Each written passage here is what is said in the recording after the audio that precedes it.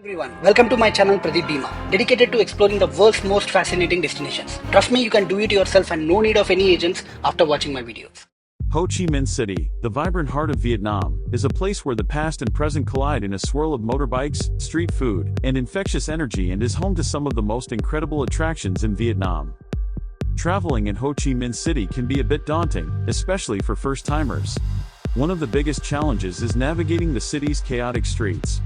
The traffic here is legendary, with thousands of motorbikes zipping past, making it tough to cross the road or find your way around.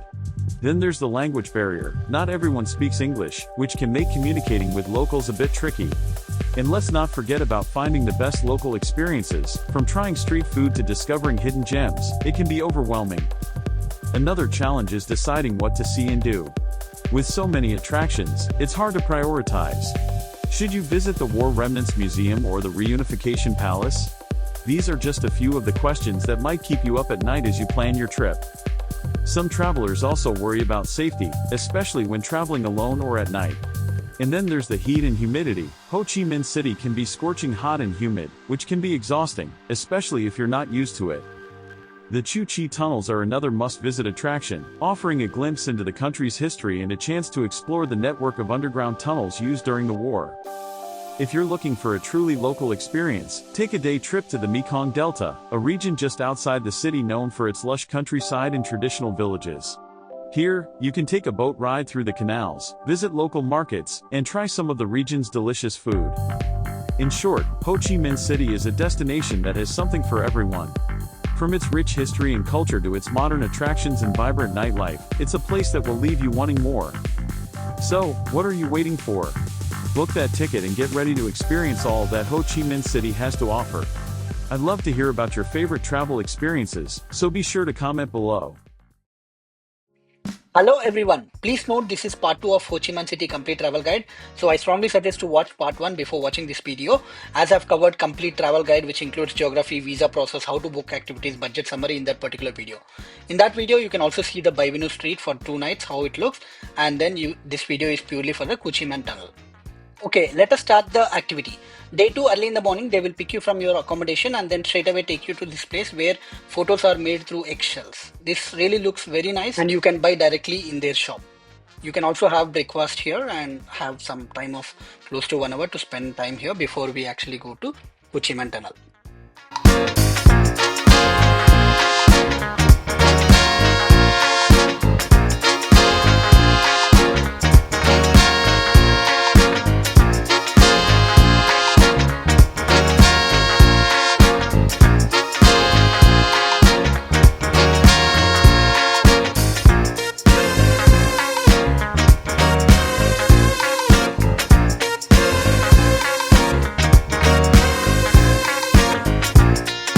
After completing this, they will straight away take you to Ho Chi Minh tunnels and you'll be spending first half of your day here before the lunch. And this place is really good, as you can see how Vietnam soldiers survived the US war and they in fact won against the US.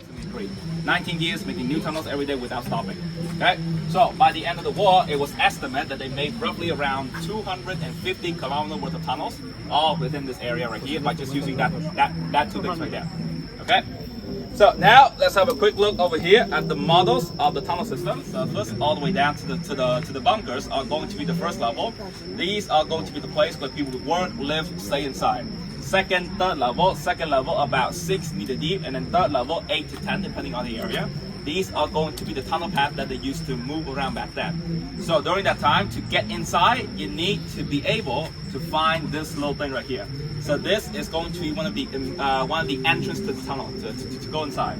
So back then, a lot of these small little entrances like this, they would be hidden across different area of the jungles, in the tree, in the jungle, underneath people's houses, animal cages, and so on. But of course, they will be hidden, so you need to know where to look for them to get inside. So back then, this is how people go in and also go out as well. But back then, what will also happen is that, so American soldiers, they did know that we had a tunnel system here. They just don't know where. So back then, one of the way that they would use is going to be dropping a lot of bombs into this area right here. So oftentimes, a lot of bombs, they would destroy the entrance. So people couldn't go in or go out. So there must be another way. So back then, in case of bombing that are right here at the entrance, at the third level of the tunnels, they will always have something like this right here. So whenever you make a tunnels that are nearby the river, which is going to be this river right here that's running along the area, the Saigon River, at the third level of the tunnels, they will always going to have an emergency exit like this right here that will be connected directly outside to the rivers. So let's just say, like I said before, whenever a bomb dropped right here, they cannot use the entrance like this. They would go all the way down and then just slowly crawl their way outside to the bottom of the river, swim up, and then run away. And then you also got a lot of different utilities inside that can help to make life inside a bit easier.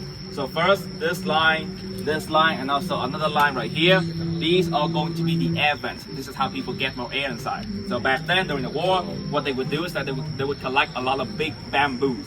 After that, you hollow them in the middle, connect them together again, and now you got giant bamboo pipe, bamboo straw. So this would allow air from the outside to go into the bamboo and then into the deeper level. This is how people get more air inside. And then you got something like this right here, underground water well. So usually from the second level, they dug all the way down, 20 to 30 meters deep until they hit underground water. This right here saves supply of water to use every day. And then number 3, you got something like this right here, this whole entire section of the bunker. This is going to be what we call a smokeless kitchen. So back then during the war, whenever they cook, they need to avoid getting caught by the enemy. So that's going to be why, number 1, they cook early in the morning, usually around 2 to 4 a.m. and then stop after 5. No more cooking after that. Second, the kitchen itself, of course, will be underground. So the fireplace right here.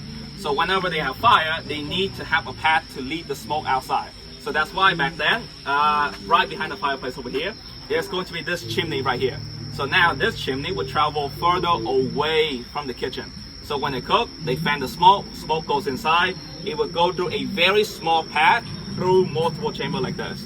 So as the smoke just slowly travel outside, a lot of it will still be trapped inside of the tunnels. And then when they do eventually reach the surface, they will stay nice and slow on the ground. And also because they will be cooking early morning in the jungle at that time, lots of fog, lots of mist. So all the smoke that goes out would just blend directly into the environment, so people couldn't see them. And then by the time when American soldiers wake up, everything would already be gone. Okay? So yeah, that is going to be all for some of the basic things to have a look.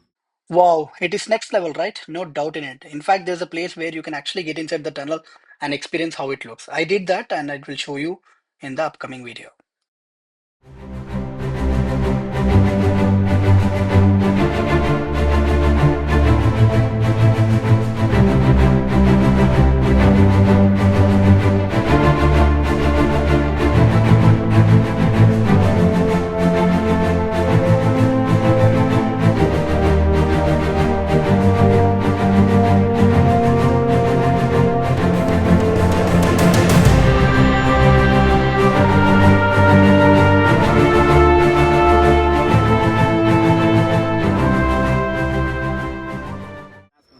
The soldiers back then, what they would often do is that they would collect a lot of the dirt, the mud, the clay from surrounding area, and then they're going to use that to build fake insect nests right on top of different things that they want to hide back then. So specifically what they're hiding here is going to be the air vents, air ventilation. So I mentioned earlier that air vent was the big bamboo pipe, right? So at the place where the bamboo is poking out from the ground, this right here would be something that they would usually build right on top of the air vent so that they can hide this away from the enemies. So it was fairly effective because usually it would look very similar. People wouldn't really notice them. But until it was not until when the US they got kicked into the jungle area in 1965, that would be when those people they would start to use a lot of dogs. So the dogs they did manage to discover a lot of different things when they were around. Entrances, trap, people, even people that were moving inside through the little small air holes like this right over here. So to avoid the dogs, back then there were 3 ways. One, they used a lot of strong spices, things with their weapons, with their gears, and also with a lot of materials that they collect around the jungle area back then. Things like bamboo, sticks and stone, bombs, bomb shells, many different things to move it back into the bunkers inside. So because, like I said before, this is going to be a place where a lot of things, a lot of people will be moving around. Entrance at the fighting trance like that right there would be about that big, right? So that people can move so that people can easily move in and out. Okay, and also one thing as well is that so whenever you are inside the tunnels moving, usually for the first level for the locals back then it would be mostly hunting and crouching. So you have to stay about this low right here. And then as you keep going further down, the tunnel will start to get smaller and smaller and smaller. So at the second level, for them back then, it's crawling, hands and knees or elbows and knees. And then at the third level, the deepest level, on the floor, belly flat, crawling, just like that right there. So that would be generally how people would be moving in complete darkness. This is how it is back then, right here. All right.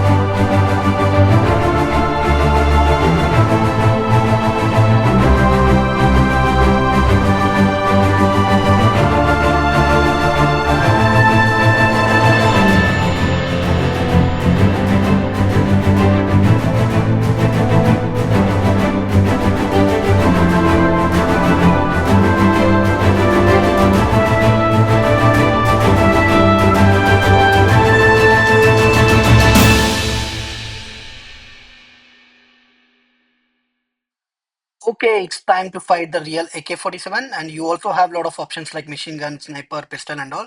Yeah, up to you which one you want to choose. 我们可中间点吗？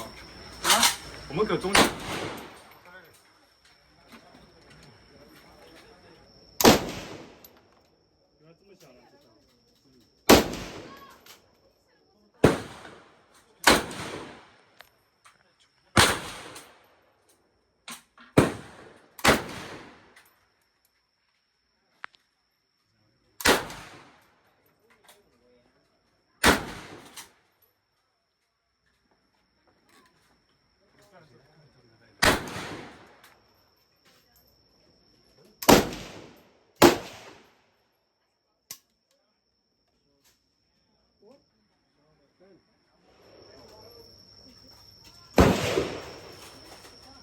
Ouais, c'est beau, c'est beau. Ouais.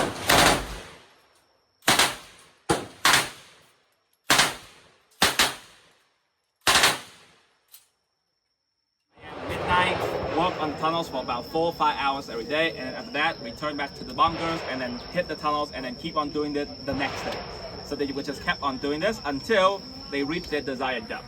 So once they dug the tunnels low enough, that will be when they would start abandoned tires from different vehicles around the area back then. Abandoned vehicle, destroyed vehicles. People would collect big tires like this and then turn them into sandals. Back then, these were very important because whenever you walk around the jungle back then was this. You don't know where you're stepping on or what you're stepping on. That's why having something like this right here would help to protect your feet whenever you are walking around. And then you wear it just like any other normal sandals. But now, if you flip this thing back, it's reversed. See? So now, if you walk this way, footprint go back the other way to avoid being followed. Okay? Yeah. Just a small simple trick to avoid being followed. Yeah. Flip it. Flip it. Now it's time to experience the tunnel. I did to the extent possible, but if you're not able to do it, there are enough exits in between so you can come off. In our case, this is a starting point and I went till the end point. This lady could not do it in the starting itself, so she came back and then we continued further. And this is how it looks. Enjoy.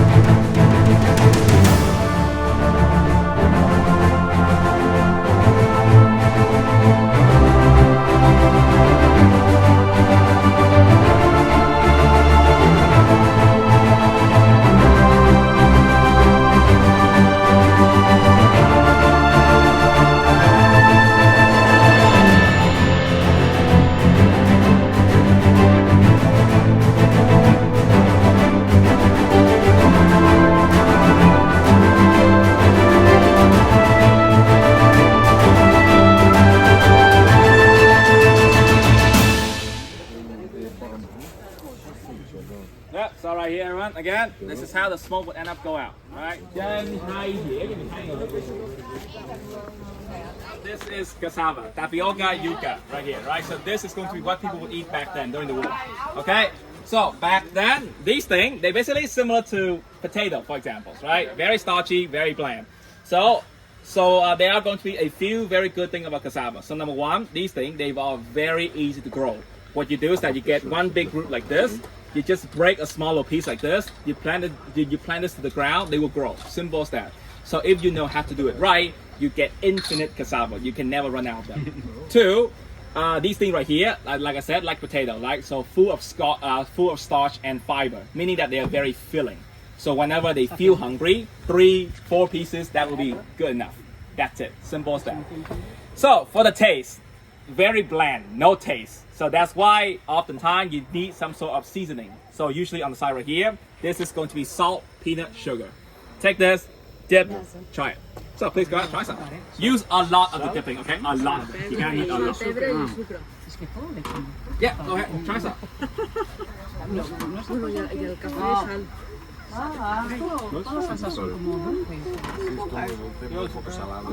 I tried this like multiple times already.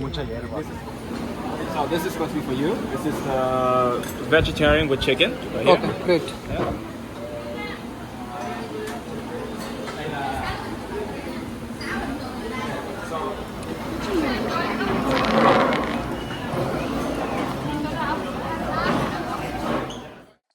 Wow, excellent, right? I'm sure you will not be experiencing this place anywhere in the world except Ho Chi Minh City. In the next video, I will cover Mekong Delta. I hope you loved the video and got all the information to plan the trip your own self. Please subscribe, like, comment and share with family and friends. And I promise to give you the right content.